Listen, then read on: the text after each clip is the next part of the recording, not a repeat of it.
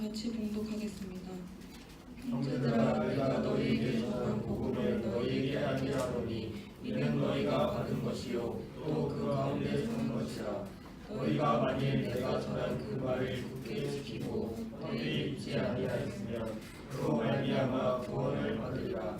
내가 받은 것을 먼저 너희에게 전하였노니 이는 성경대로 그리스도께서 우리 죄를 위하여 죽으시고 장차 지내와 드셨다가 성경대로 사흘 만에 다시 살아나사 대바에게 보이시고 후에 12 제자에게와 그 후에 500여 형제에게 일시에 보이셨나니 그 중에 지금까지 대다수는 살아있고 어떤 사람은 잠들었으며 그 후에 야고보에게 보이셨으며 그 후에 모든 사도에게와 맨 나중에 만삭되지 못하여 난 자 같은 내게도 보이셨느니라.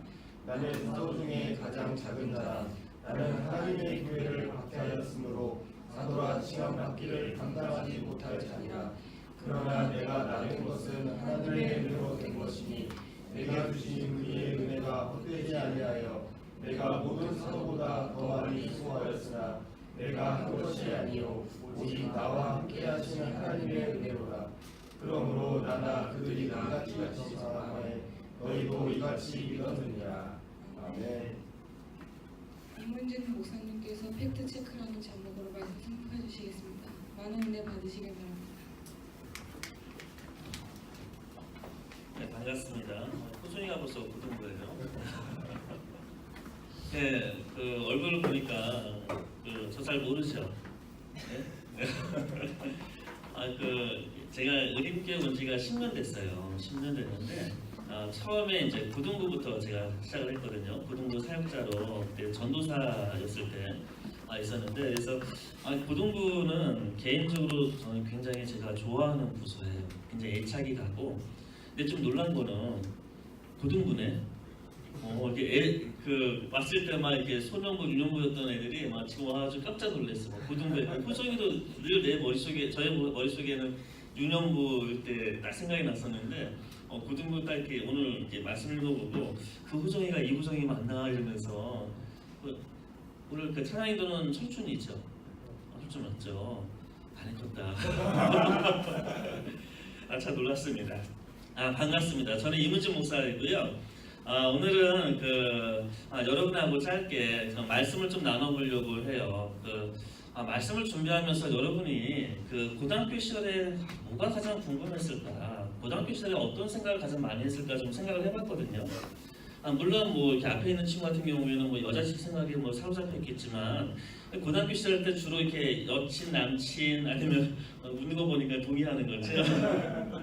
여친, 남친, 학업에 대한 문제들 여러 가지 문제들이 여러분의 그 삶에 굉장히 중요한 질문거리였을 거예요. 그런데 사실 하고 싶은 말이 되게 많아요. 그런데 그 중에서 저는 목사잖아요. 그러니까 이 시간에 우리 신앙에 관련되어 있는 문제를 좀 같이 좀 얘기해보고 싶어요. 도대체 우리가 뭘 믿고 있냐?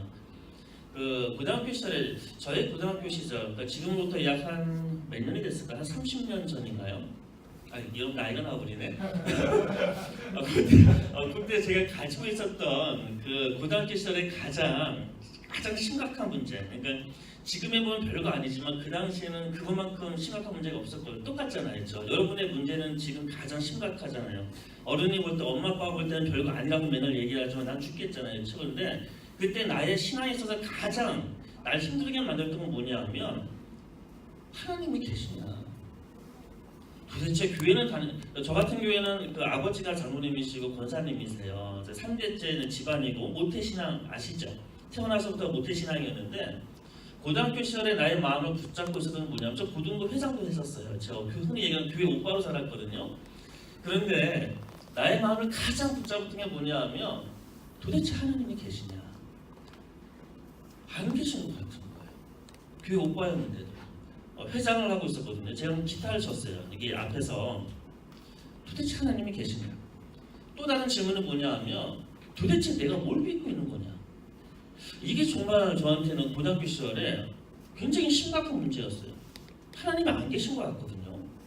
하나님이 없는 것 같거든요. 또 도대체 뭔가 믿어야 된다는데 교회는 가는데 도대체 내가 뭘 믿는지를 잘 모르겠는 거예요. 그래서 오늘은요 그 얘기를 좀 하고 싶어요. 우리가 도대체 뭘 믿고 있냐? 도대체 우리가 믿고 있는 그 핵심이 뭐냐? 이거를 좀 함께 좀 얘기하고 그것을 팩트 체크. 네, 실질적으로 요즘 팩트 체크가 유행이잖아요. 그래서 한번 점검해 보는 시간을 좀 가져보려고 해요. 여러분 우리가 뭘 믿고 있는 거죠?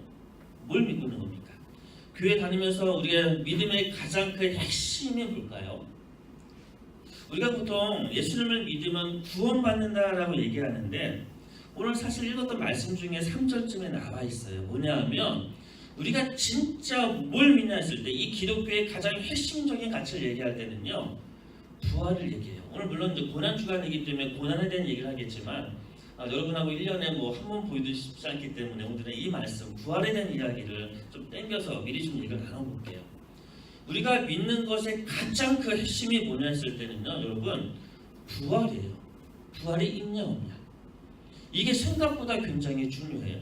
아까 읽었던 말씀에서 보면 14절쯤 보면 이런 말씀도 있어요. 우리가 부활이 없다면 우리가 믿는 모든 것이 다 헛되다, 쓸데없는 것이다 이런 말도 나오거든요. 그러니까 우리가 믿고 있는 믿음의 가장 핵심이 뭐냐 했을 때는요 부활이에요. 부활. 그래서 이 부활이 진짜냐 아니냐, 이 부활이 진짜 있는 거냐, 이걸 한번 좀 생각을 해보면 어떨까 이런 생각을 좀 해봤어요. 그래서 오늘 부활에 대한 이야기를 좀 얘기를 나누려고 하는데요. 예수님을 믿는다는 것은 단순하게 이름을 안다는 것을 얘기하지 않아요. 예수님을 믿는다는 것은요 예수님의 부활을 믿는 거거든요. 그런데 이 부활에 대한 몇 가지 이게 진짜 사실인지에 대한 이야기 좀 얘기를 나눠볼게요. 옛날에 실존 인물입니다. 리스트로벨이라는 그는 신문 기자가 있었어요. 이 신문 기자가 어느 날 이제 사랑하는 아내하고 이제 식사를 하고 있다가 자기 딸이요 밥을 먹다가 목에 이제 떡 같은 것이 음식이 걸려버린 거예요. 그래서 아이가 죽게 생겼어요. 근데 마침 그 옆에 있었던 흑인 여성이요 그때 막 이렇게 도와줘서 이 어린 아이의 생명을 살렸습니다. 근데 문제는 그 다음부터 일어난 거예요. 이 리스트로벨은 무신론자예요. 하나님이 없다고 생각하고 자신의 사랑하는 아내를 교회에 빼앗긴 듯한 느낌을 가지게 되는 거예요.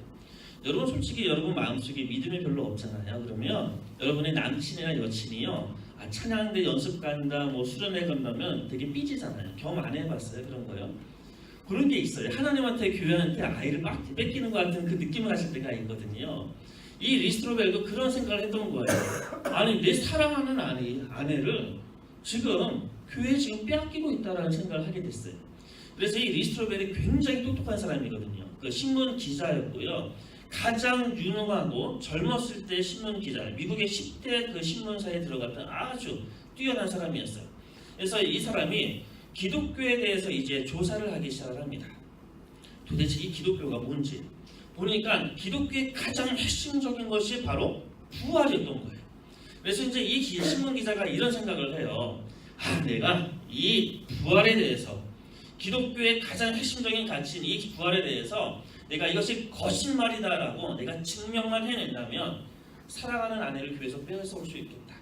사랑하는 아내를 다시 집안으로 데려올 수 있겠다라고 생각을 해서 이제 이분이요 고고학자를 만나고요, 법의학자를 만나고요, 심리학자를 만나고요, 종교학자를 만나면서 기독교 예수의 그 부활은 가짜라는 것을 증명하려고 노력을 했던 거예요. 결론적으로 말을 들으면 실패했어요. 왜 실패했는지 그 얘기를 좀 나누고 싶어서 그래요. 먼저 이 리스트로벨은요 예수님의 부활은 그냥 환상이라고 생각을 해요. 여러분 어떠한 이야기가 역사적으로 진짜 맞는 이야기다라고 우리가 믿는 인물들이 있어요. 그렇죠? 여러분 물어볼게요. 몇 가지 질문을요. 여러분 당군이 진짜 있나요? 있어요? 없어요? 당군이요? 대답 안 해도 돼요. 여러분 분명히 대답 안 할 거라고 알고 있기 때문에 속으로 대답하면 다 알아요. 지금 어떤 상태인지 지금. 저희 말에 지금 10%밖에 안 듣고 있잖아요. 그렇죠? 그러니까 속으로 생각하세요. 속으로. 당군이 진짜 있나요? 있어요. 그렇죠? 그런데 당군이 있었는데 당군이 죽고 나서 당군에 대해서 기록한 것은 몇 년이 지나고 나서 기록했을까요? 대답 안 해도 된다고 했어요. 속으로 생각하세요. 도대체 당군이 죽고 나서 몇 년이 지나서 기록했을까요? 단군이 죽고 나서 최초의 기록이 언제냐면요, 삼국유사예요. 단군이 죽고 나서 몇 년인지 아십니까? 3,600년. 되게 잘난 체하죠. 일어났습니다. 3,600년이 지나서 단군에 대한 기록이 있어요. 그런데 우리는 단군이 있다라고 믿어요. 자, 또 물어볼게요. 공자가 있어요, 없어요? 공자 있어요. 자, 공자가 죽고 나서 몇 년이 지나고 나서 공자에 대한 글이 써졌을까요? 몇 년 같아요? 10년, 20년? 400년이에요. 400년의 시간이 지나고 나서요, 공자에 대해서 글을 쓰고요. 우리는 지금도 이렇게 얘기하잖아요. 당연히 있었지. 3,600년이 지난 다음에 쓴 글임에도 불구하고요. 공자에 대한 기록을 쓰고 나서도 약 400년이 지남에도 불구하고 공자 있었지라고 우리는 믿어요. 여러분, 그 이슬람의 무함마드 있죠. 무함마드 같은 경우에는 몇 년 후에 글을 쓸까요? 무함마드가 있었나요, 없었나요? 이슬람 종교에 무함마드 있었어요. 몇 년 지나고 났었을까요? 150년이에요. 여러분이 너무나 잘 알고 있는 왕이 있어요. 대왕, 알렉산더 대왕. 있어요, 없어요? 당연히 있어요. 알렉산더 대왕이 죽고 나서 몇 년 지나고 나서 알렉산더 대왕의 기록이 써졌을까요? 몇 년 같아요? 400년이에요. 400년. 그러니까 우리는 너무나 역사적으로 당연히 있다라고 생각하는 그 인물들이요, 죽고 나서 3,600년, 400년, 150년, 이런 엄청난 시간이 흐르고 나서 그 글이 써졌음에도 불구하고 우리는 그들이 있었다라고 분명하게 얘기해요. 그럼 하나 질문해 볼게요. 예수님이 죽고 나서 몇 년 만에 써졌을까요? 몇 년 만에 써졌을 것 같아요? 빠르게는 18년, 늦게는 60년. 보통 신학계에서는 30년에서 60년으로 얘기해요. 예수님이 죽고 나서 그분에 대한 기록이 공식적으로 써진 것은 30년에서 60년 지나고 나서 써진 거예요. 그러면 우리는 역사를 판단하는 그 잣대를 성경에 대도요, 성경이 생각보다 믿을만하지 않구나, 믿을만하구나, 우리는 그렇게 이야기할 수 있는 거예요. 좀 더 다른 얘기 해볼까요? 여러분, 사본이라는 말 들어봤어요? 사본? 이 사본은 뭐냐 하면, 이렇게 원본이 있으면 이 원본을 카피하는 것을 사본이라고 해요. 그런데 이 사본에는 그 역사적으로 이것이 정확한지를 증명하기 위해서는 사본이 얼마나 많은가가 역사적으로 이것이 정확한가를 증명해내는 것 중에 하나예요. 그런데 여러분 잘 모르겠지만 시저의 갈리아 전쟁이라는 이 책이 있어요. 사본이 몇 개냐 하면 10개예요. 플라톤, 여러분 잘 알죠? 플라톤의 사본이 몇 개인지 아세요? 7개 몇 개 되지 않아요. 여러분, 타키토스 연대기, 이게 머리 아프죠? 우리 역사 이제 고3들은 알 것 같은데 20개 되고요. 호모의 일리아드, 좀 아는 거 나왔네요. 자, 일리아드 몇 개일까요? 643개예요. 4번의 개수예요. 자, 또 질문을 한번 해보겠습니다. 여러분, 성경의 4번은 몇 개일까요? 성경의 4번. 일리아드가 643개였어요. 그렇죠? 요거보다 좀 많을 것 같죠? 질문하니까. 몇 개일까요? 24,000개예요. 24,000개. 비교가 되지 않아요. 그러니까 우리는 성경에 대해서 지나칠 정도로 엄격한 잣대를 대고 있어요. 세상 사람들은 자신의 역사를 이야기할 때 3,600년이 지나고 400년이 지나고 150년이 지나고 사본의 개수가 가장 많은 그 일리아드 같은 경우에 643개밖에 되지 않은데도 불구하고 성경은 예수님이 죽으신 지 기껏 30년에서 60년, 사본도 24,000개가 넘어가는데 우리는 너무나 엄격한 잣대를 기독교에만 대고 있는 거예요. 사실 이 잣대를 똑같이 된다면 성경 충분히 믿을만하다. 부활에 대한 사본은 몇 개나 있을까요? 그러면요, 몇 개 있을 것 같습니까? 5,000개가 있어요. 상상을 초월합니다. 이 리스트로벨이요, 이렇게 부활을 이제 부정하기 위해서, 예수님의 존재를 부정하기 위해서 여러 가지 이제 학자들을 만나고 연구를 했는데 결론은요, 이게 도대체 답이 안 나오는 거예요. 너무 이게 합리적이고 너무나 사본의 개수라든가 죽은 이후에 그 연대기가 너무나 근소하기 때문에 어떻게 반발할 길이 없는 거예요. 그래서 리스트로벨이요, 한 꾀를 생각했어요. 뭐냐면 예수님이 있긴 있었는데 십자가에서 죽은 게 아니다. 십자가에서 죽은 게 아니라 잠깐 기절을 했다가 깨어났다. 그런 근거가 있어요. 왜 그러냐 하면 예수님이 실제로 십자가에 달린 것은 하루 정도밖에 되지 않아요. 한 6시간, 7시간 이렇게 달리지 않으셨거든요. 보통 십자가에 달리면 2, 3일을 달리고 일주일을 달리거든요. 그러니까 예수님이 짧게 달렸기 때문에 리스토로벨이 생각하는 거야. 아, 그 예수 죽은 게 아니야. 그냥 기절했고 제자들이 데려가가지고 살려내가지고 부활한 것처럼 한 거야 라고 이제 얘기하기 시작합니다. 그래서 이제 예수님이 진짜 죽었는지 이걸 팩트 체크해야 되잖아요. 그래서 법의학자를 만나서요, 예수님의 죽음이 가짜라는 것을 증명하기 위해서 이래저래 알아봤어요. 알아봤는데 먼저 이런 얘기를 좀 들어볼게요. 예수님이 그 십자가에 달리시기 전에, 붙잡히시기 전에 겟세마네 동산에서 기도하셨잖아요. 여러분 이런 거 아시죠? 열심히 예수님이 기도하시다가 땀이 피처럼 되었더라, 이런 구절 혹시 기억나세요? 저 잘 대답 안 해도 알아요. 표정하니까 아는 것 같아요. 이게 뭐냐 하면 그 혈안증이라는 거예요. 혈안증이요. 실제로 의학적인 혈안증 찾아보세요. 네이버 같은 데에서. 이게 뭐냐면 사람이요, 극도의 스트레스를 받게 되어지면 이 모세혈관 쪽이 터져요. 그래서 땀이 날 때 이 터진 피가, 모세혈관이 터지기 때문에 피가 땀에 스며들어서 피처럼 나오는 거예요. 이것을 혈안증이라고 해요. 혈안증. 예수님께서 십자가를 앞두고 나서 극도의 스트레스, 예수님이 결코 평온하게 십자가를 맞이하신 게 아니에요. 똑같이 인간이기 때문에 그 전날에 극도의 스트레스 속에서 하나님께 기도하셨던 거예요. 도대체 이 잔을 이제 나한테 좀 멀리 좀 없게 해달라고 예수님 막 기도했거든요.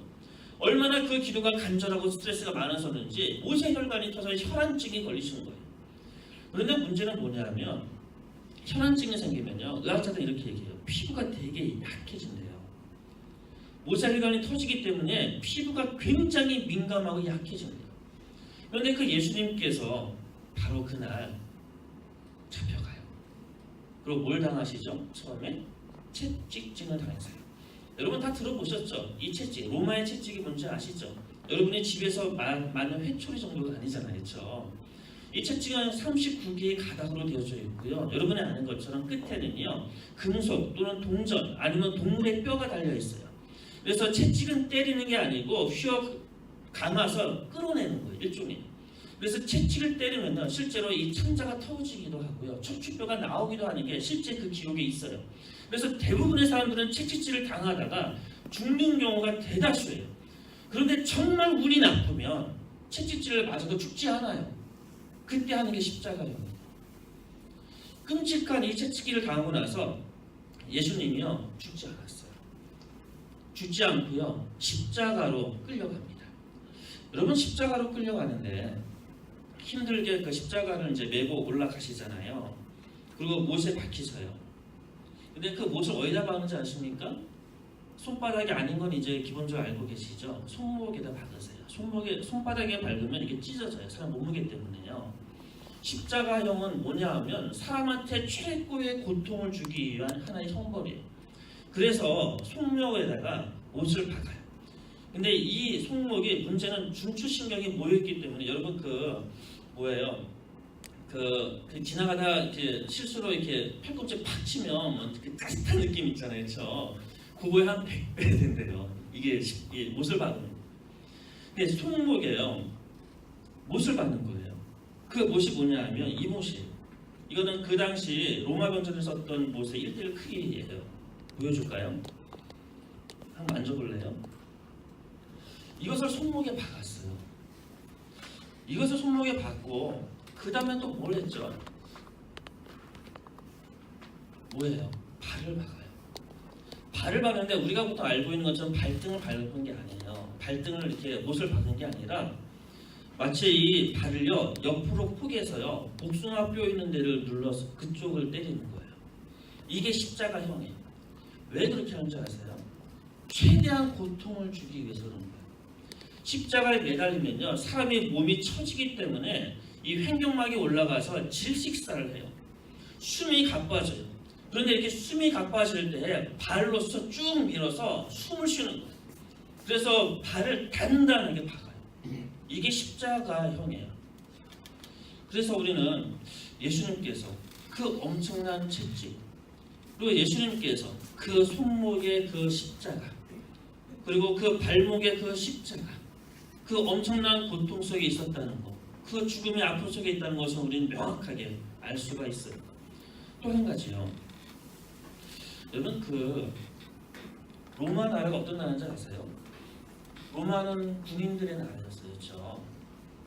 십자가 처형을 할 때 그 앞에서 이 처형을 돕는 로마 병정들은 어떤 사람일까요? 사형 집행관들. 여러분, 사형 집행관은 어떤 사람이죠?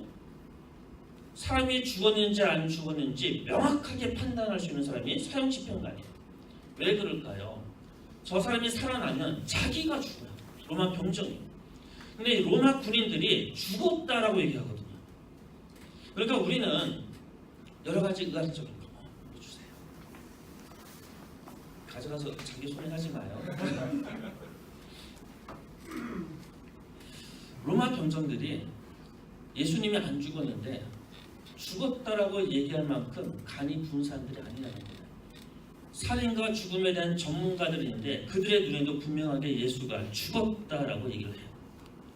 그래서 이 예수님의 죽음에 대해서 연구했던 그 미국의 의학협회 그 저널에서요 공식적으로 이런 글을 썼어요. 제가 읽어드릴게요. 뭐냐 하면 역사적 의학적 증거들을 살펴볼 때 예수는 창의 허리를 찔리기 전에 분명히 죽어 있었다. 따라서 예수가 십자가 위에서 죽지 않았다는 가정에 기반한 해석들은 현대 의학적 관점에서 볼 때 잘못된 주장이다. 제가 오늘 여기 와서 여러분한테 드리고 싶었던 얘기의 핵심은 이거예요. 예수님은 진짜 죽으셨고요.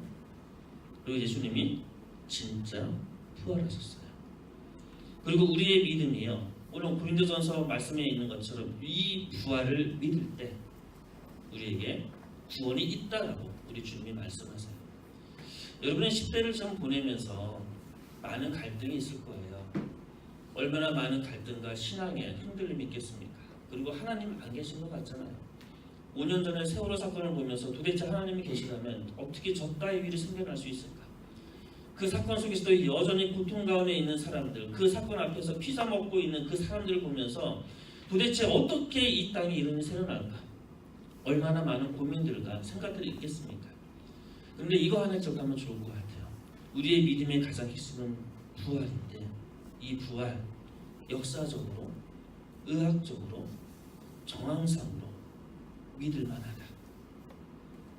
단지 우리의 감정으로 믿는 것이 아니라 막 기도하다 갑자기 뭔가 불이 내는 것 같아서 마음속에 믿어지는 것이 아니라 철저하게 따져보고 생각해보고 논리적으로 따져봐도 믿을 만하다. 그러면 이제 이 명백한 팩트 앞에 여러분의 결단이 필요해요. 예수님의 부활이 팩트라면, 예수님의 부활이 진짜라면 이제 예수님께서는요 여러분에게 요청하는 게 있어요. 날 믿어라. 이 부활을 믿고 너 구원받아라. 이게 예수님의 말씀이에요. 진짜 이것이 사실이라면, 팩트라면 여러분 한 번 더 생각해 봐야 돼요. 나의 믿음의 생활, 나의 교회 생활, 내 어떤 신앙은 어디로 가야 되는지. 진짜 부활이 사실이라면 예수님을 진정으로 마음 깊은 곳에 받아들이고 주님의 통치와 임재를 경험해야 된다는 거예요.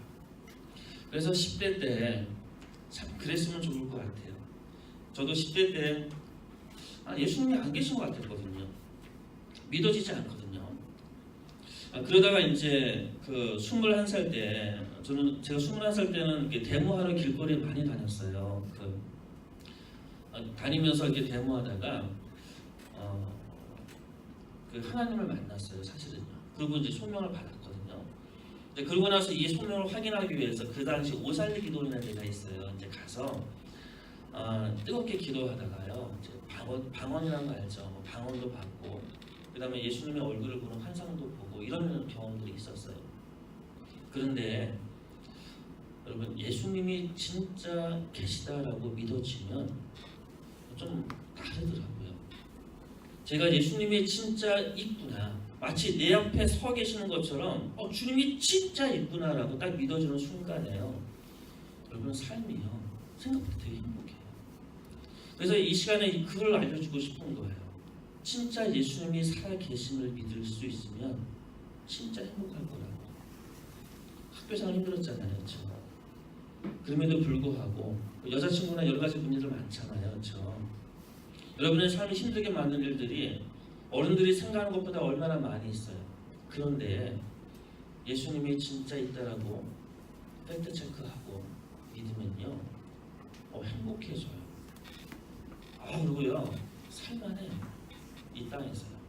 죽고 싶죠, 지금도. 그렇죠? 아침 9시에 엄마한테 한 욕 듣고 또 나온 친구들 있을 거 아니에요. 안 가, 이 자식만 용돈 깔 거야 이러면서. 그렇죠? 예수님의 살아계심이 진짜 믿어지면 행복해질 것 같아요. 그래서 짧은 시간이지만 우리 마음속에 제가 드렸던 말씀 생각해 보세요. 아무리 부인하려고 했던 이 리스토벨이요, 나중에 예수님을 용접합니다. 그리고 이 일화가요, 이게 실제 실화예요. 이 실화가 영화로 제작돼요. 이게 예수는 역사다라는 영화예요. 이 놀라운 주님의 그 살아계심, 그분의 부활의 확실성, 그리고 그분의 존재에 대한 확신들, 이것들이 10대를 살아가는 우리에게 참으로 큰 기쁨으로 다가오기를 주님의 이름으로 축복합니다. 함께 기도하겠습니다. 주님, 이 짧은 시간에 제가 뭘 전할 수 있겠습니까? 제가 만났던 그 예수님, 너무나 확실하게 계시는 그 예수님, 우리 학생들도 만나게 하시고, 예수님이 정말 살아계시며 그분의 그 부활의 이 놀라운 사건이 진정 팩트임을 우리가 깨달으며 이 땅 안에서 주님께서 우리에게 주셨던 그 기쁨과 평안 누리며 살아갈 수 있도록 주님께서 함께하여 주옵소서. 예수님의 이름으로 기도합니다. 아멘.